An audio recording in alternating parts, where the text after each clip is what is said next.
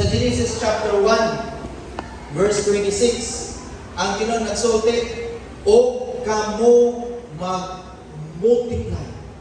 Mag-ingon ka mo multiply, magpadaghan. Ang Ginoo naghimog yun sa plano kay Adam and Eve, wa pagyud sa sala.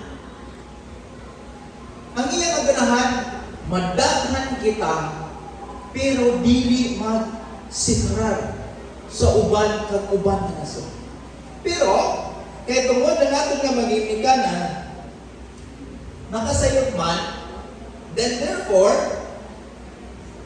to make the long story short, nagdaghan, kag ang mga uban nga mga tao nagsiparar. Makita na to nga ang first nga nation gibuhat sa ato nga mga ancestor gikan ni Nimrod kag sa asa ganito nga Nebuchadnezzar. Manong pinakasikat sa una. Grabe yun tayo. Wa pa na ka ng Egyptians ante. Wa pa na ginatawag na kanang mga uban na mga word man diha. Unang pinakasikat sa una. Si Nimrod ang nag-build inana. Pag human inana, nagtawag siya kay Abraham. Diba? Pagtawag niya kay Abraham, ingon ni Abraham, ingon sa Ginoo kay Abraham, Abraham, buha diha sa land of Ur. O ikaw mangin usa ka amahan sa tanan nga mga ancestor o amahan sa tibuok nga mga nasud. Makita na to, mga kaigsunan, nga ang Ginoo nag-obra sa nasyon. Kinsa ganito nag-obra sa una, si Nimrod, pero gitawag ni sa Ginoo si Abraham, ang Ginoo nag-obra sa nation nga bigatin. Alay kanang pag-translate sa kanang ato nga scholar, medyo dalog-dalog. Prophecy manggod. Bigatin. Unsa di pasabot bigatin, abi? Unsa di pasabot sa bigatin? Naay pares o usa ra gyud? Usa ra gyud. Ang Ginoo nag-obra ra gyud sa usa ra gyud ka nasud. Mao kini ang iyang giporma una na daan dito sa hardin sa Eden, pero kay tungod nakasayop man ang mga katawhan sa Ginoo, therefore naghimo ang ato nga Ginoo sa usa ka nasod nga iya gi-restore ang naguba sa iya nga plano tungod sa kini sa Now, to make the long story short, makita na to ang ginatawag na history sa Israel. Diba? Asa tugikan ang history sa Israel? Asa ginigikan? Kung anong taon? Mga kaigsunan, mga kaigalaan? Naggikan kini sa usa ka persona na kinsa? Jacob. Unsa kaning word nga Jacob sa una? Unsang meaning? Ha? Deceiver. Pero giilisan sa word nga Israel. Nga naman ipasabot, manging descendants sa tanan nga mga katawhan sa Ginoo. No, ay gipungutana. Pila ka buok ang anak ni Jacob or Israel. Ilang kabuok? 12. Imagine. Sa 12 inani, napurma diha ang katawhan sa Ginoo. Before na ko ihatag ining uban sa kay angkod, limot ko sa imong ngalan ako. Chito. Ito tanay ni Perme. Kung isa malimot ko ang kulsuri kayo. Ako inumduman. From the beginning, ang Ginoo naghatag sa usa ka plano. Only begotten na nasi. Kag kining iya i-restore, kining only begotten nga nasod, nga mangin usa ka nasod, suga sa tibuok. Ako nihatag ang time. Kaya ako Chito sa Monday kag sa Tuesday. Then we will go sa atong head elders sa atong church sa Wednesday. Then ako kuhon ang time sa Thursday and Sunday. Thank you, God bless sa ato. Ingon din ni Nimrod and Nineveh. O ang Monday is Abraham's God. After the flood, no? Human sa luno, ipanganak ni Noah ang tulo. Shem, Ham, and Japheth. Atong masayran,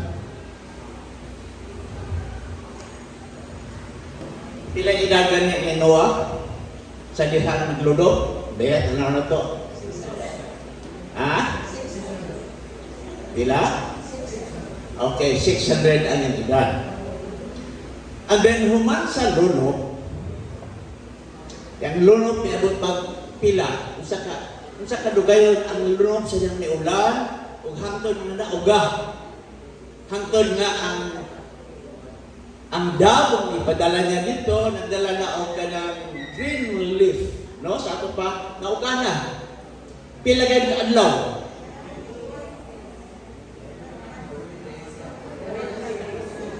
40 days and 40 nights ang pag-ulan. Pag-ulan na ha? Pag-ulan na. Hangtod nga napuno ang kalibutan ug unya nilabaw ang tubig ngadto kinatasaan nga bukid. Ug unya so sa 40 days and 40 nights pila na nakakuan.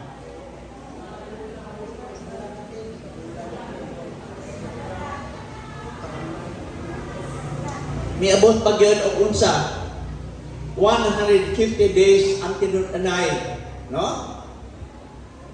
O hangtod miabot pa ang semana pila o gadon o gada. O wala human sa lunok giablihan sa Ginoo ang bintana ug unya ni gula na ang tanan sulod sa arka. Nigula si Noah at ang iyang pamilya. Ug unya naghalad siya sa iyang kalipay ngadto sa Ginoo, naghalad siya og natin karnero. It made a sweet savor to the Lord. Ngadto sa tasaan ug unya nahimot ang Ginoo. Ug unya misaad ang Ginoo. God made a covenant. Na dili na nako patyon ang mga katawhan bisan pang ako mga nilalang. I will make a covenant na wala na kayo ulan. Wala na baha mo patay sa tanan nga katawhan sa tanan ni buhat.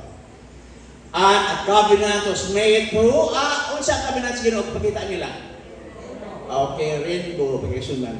Sa ato karon atong tayan, after a storm, there comes a rainbow telling us the covenant of God to man nga dili na kayo niya silutan magtawhan through a flood. O unya ng anak si Noah, Shem, Ham, and Japheth. Abi, pakutan na nato karon. Kinsa ang kamangulangan sa tulo? Kinsa ko ba sa tulong ng anak ni Noah, si kagulangan, o kinsa ang kamahuran. Shem ang kamahuran, ang kamagulangan was Japheth. Ay kalipilin nyo na, kaya this is an added alas sa atong kebalo sa Biblia. Si Japheth makasunan,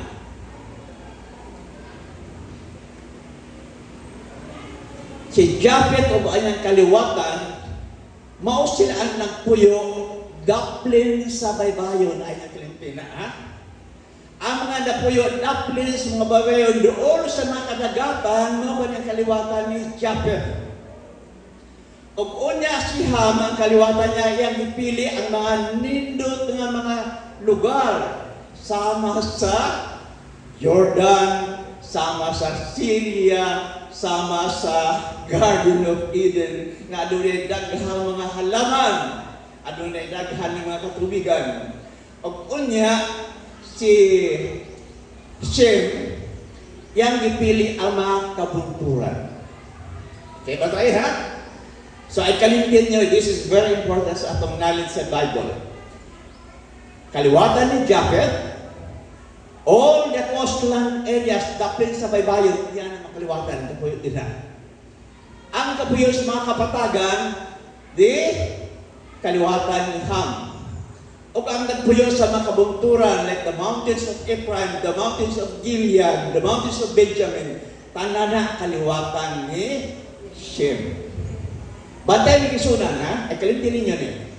Gikan sa kaliwatan ni Shem, may gula ang atong Messiah, which is the Lord God. Ay kalimtinin nyo na. From the lineage of Shem, ginagagikan na atong Ginoo. Ako na balikan na later on. Okay. Unya, adunay anak si Nimrod, no? Itawag kani a mighty hunter for the Lord. Nindot panimag no? Ayo. Maayo siya mga ngayam alang sa Ginoo. Apan bantay kaniya sa atong mission ng ingon. It was not a mighty hunter for the Lord for good. He was a mighty hunter because he was trespassing the will of the Lord. Batay kani.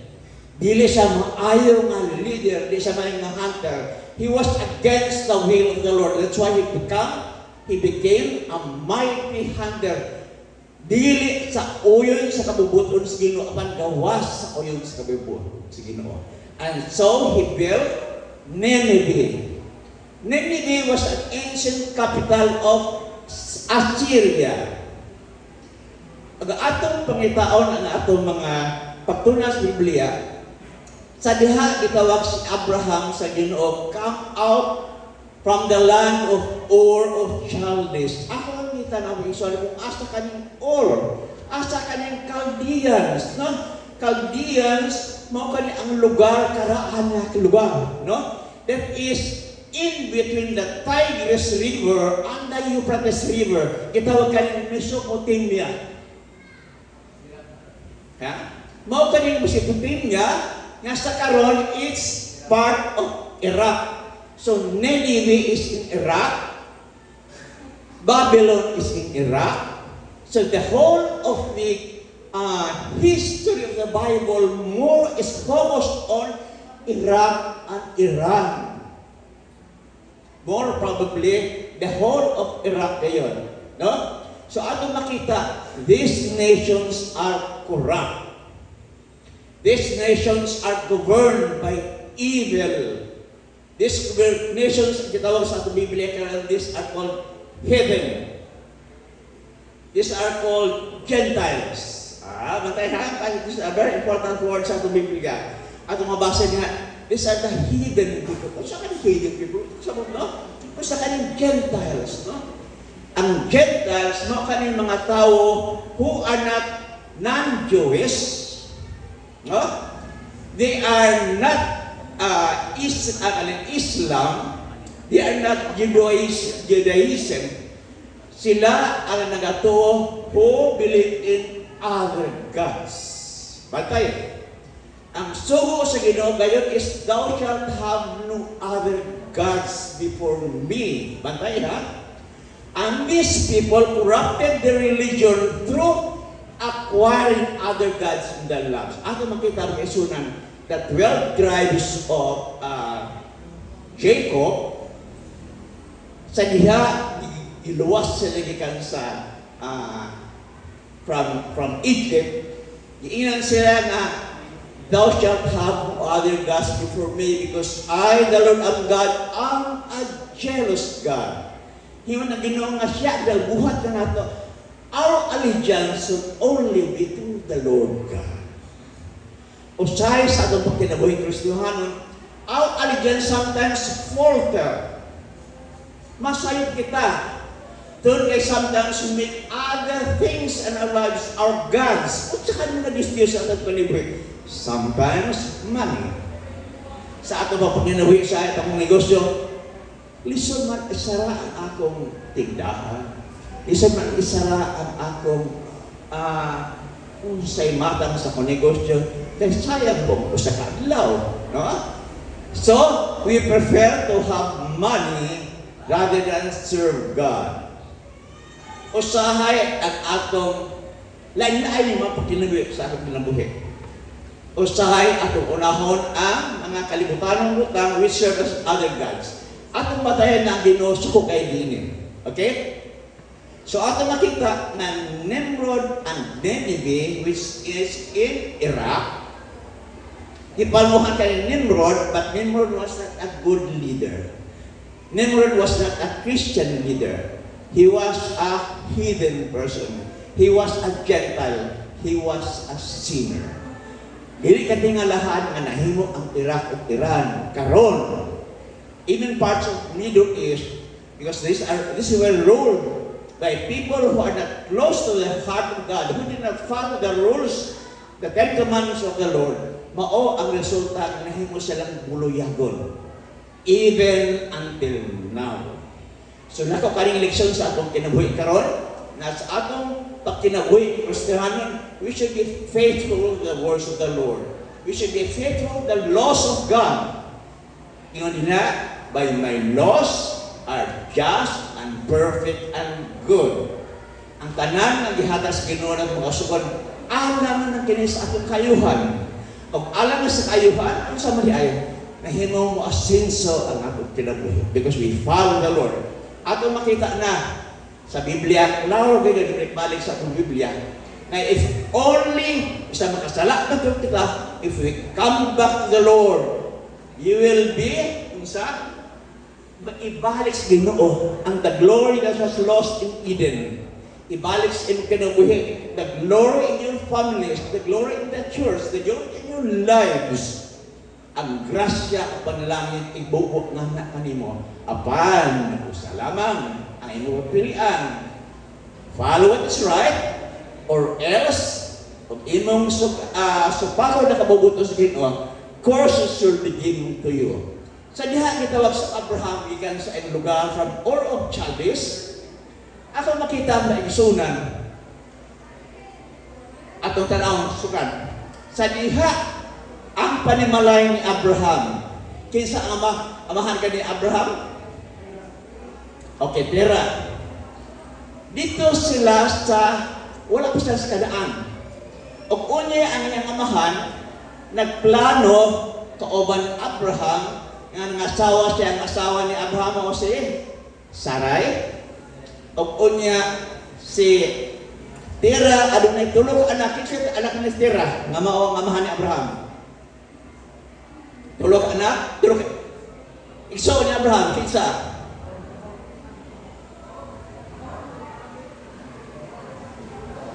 Wala? Wala na balo? Okay. Abraham, Nahor, and Haran. O unya si Haran, ang anak ni Tera, namatay dito lang sa ilang Ur of Chaldees, sa ilang lugar. O unya may plano si Abraham, uban, kang Lot, ang Lot, isa amahan ni Lot. Ang mga bataan ng tanaw na ito, kisa nabay na itoon, mga bataan, kisa amahan ni Lot. Ha?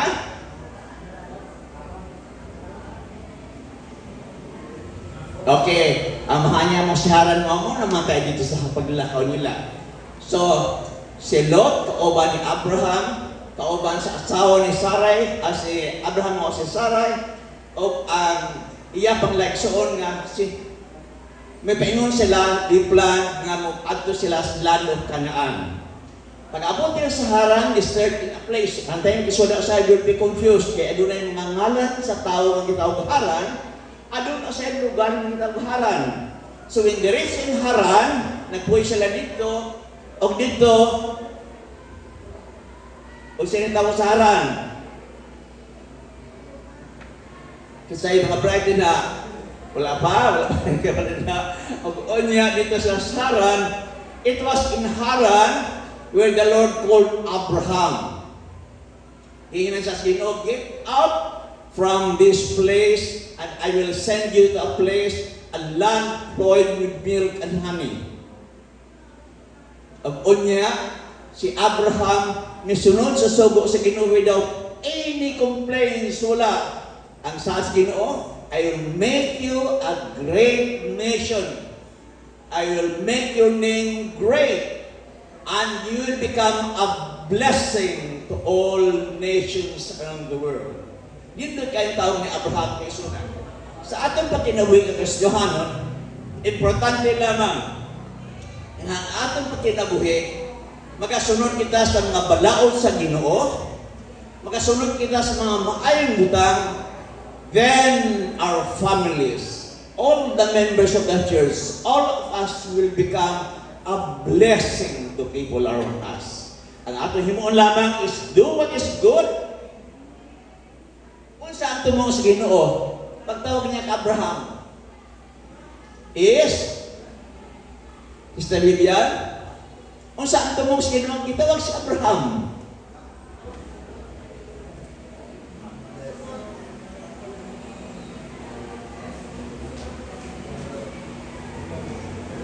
Aron mahimo silang kahayag. Mahimo silang kahayag ng mga tao nga ngikitan sa sala. Because this nation, gitawag kaning nation na bulahan, nation lang ipanalanginan, a special favor from the Lord. Unya lamang sila magmatinuman sa sugo sa Ginoo. Let our lives being the sons of the living God, mahimo kitang matinumanon sa mga sugo sa Ginoo sa tanang buhat nga kanato, because ang ingon nila, ang sugo sa Ginoo is for our own good. Albantay, if you are willing and obedient sa ating makinabi, you shall eat the good of the land. Dito tibig sa unan, kung kita lamang matimanon sa Ginoo, ang Ginoo magapanlangin kanato sa daghan mga butang, material mga butang. O ang importante, we will have eternal life with the Lord. Ang Ginoo magkauban ka nato, ingon din na, mahimo kitang kahayag sa atong panginabuhi ka sa mga tao. Then, ako puntanan, how would our lives be light to the world? Sa ba?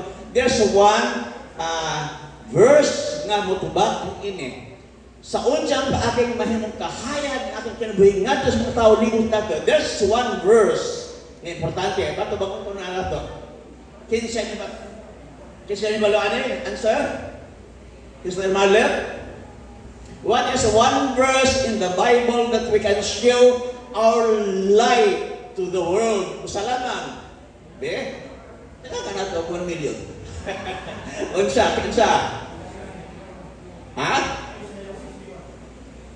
Oo, maayos ha? Ha? Oh, you are glad? Oo. Pero sa usang paagin sa usang paagin nga, may ang kahayag.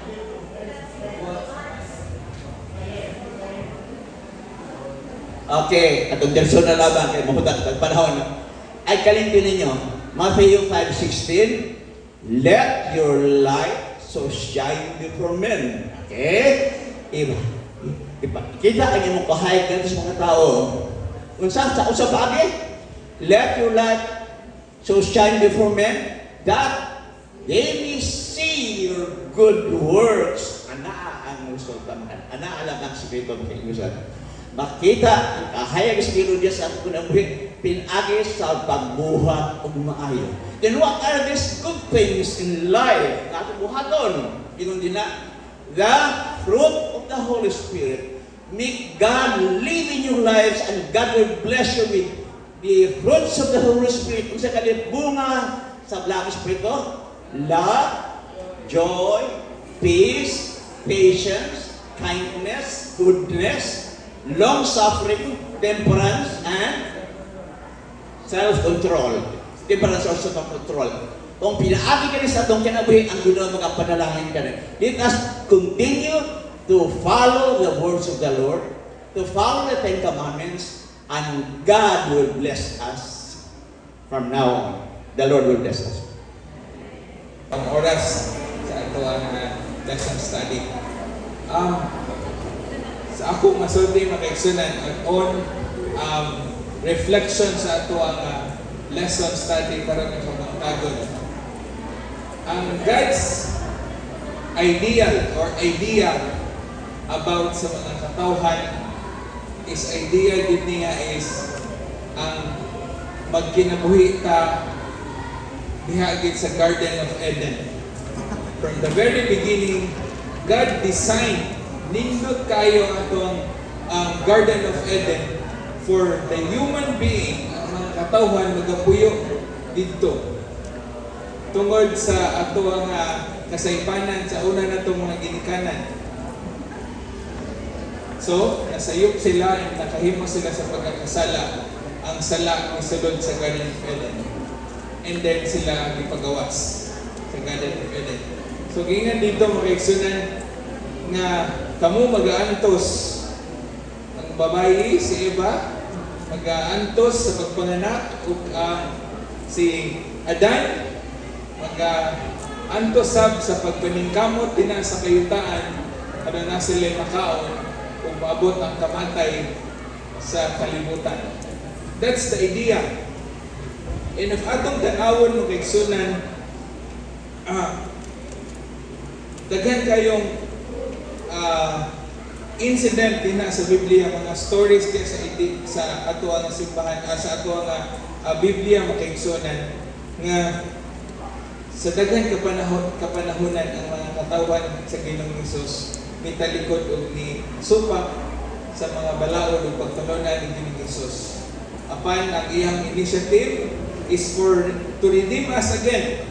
Ang initiative ni Ginoong Hesus makaigsunan, makita ninyo unsa ta kabilihon, unsa ka mahigugmao ng atong buhi nga Dios. Kay every time kita mo sayop, every time ta mo talikod niya, mangita gid siya og pamaagi para kita matawag niya o mapalig niya.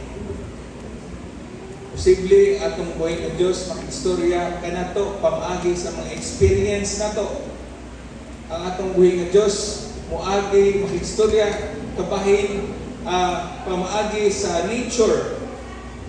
Kung ba daghan siya pamaagi makigsunan nga He is calling us para mubalik niya. And God's initiative mga igsunan, gisulat dito, gisgutan dito ganiha, gitawag niya si Abraham para mahimo nga pangulo muli, para mahimo siya nga great nation, mahimo kabantugan nga nasod. So atong tanawon din na sa ato nga lesson ng igsunan, the great ruler of Gentiles, ang mga mahimo nga rulers sa mga hintil mga igsunan is kinsa man. Example, Chito, great rulers of Gentiles na pilihan ang mga Israelites. They were given the handover, ihatag nila ang katungdanan para sila may mahimo nga kahayag sa mga nations sa palibot nila. Apan ilang gitanaw mga kaigsunan na ang mga nasod nga gapalibot sa ilang kaigsunan, naa sila'y king, naa sila'y kanang gaano ba, kanang nay ruler, nay nagi usa ka tawo nga lead yun nila nga dito sila mo follow ato nga kung unsay istorya ko sa imando aning ilang king mo follow sila. Gayon po daw mga mga Israelites murag sila naa sila king murag kita mo suwit po daw ita kay nindot po na ilaha ba, no? Ato ta sa practical lesson ng kaigsunan. Dili pasabot mo kaigsunan nga kadaghanan nga buhat anang butanga anay ko na kabuhat. angay po natong sundon.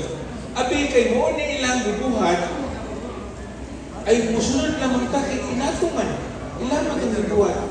Even though makaigsunan nga sayop ang ilang gibinuhatan, it's because kay inaman gibuhat ang kadaghanan ng buhat anak dili pasabot nga ato kung sundon.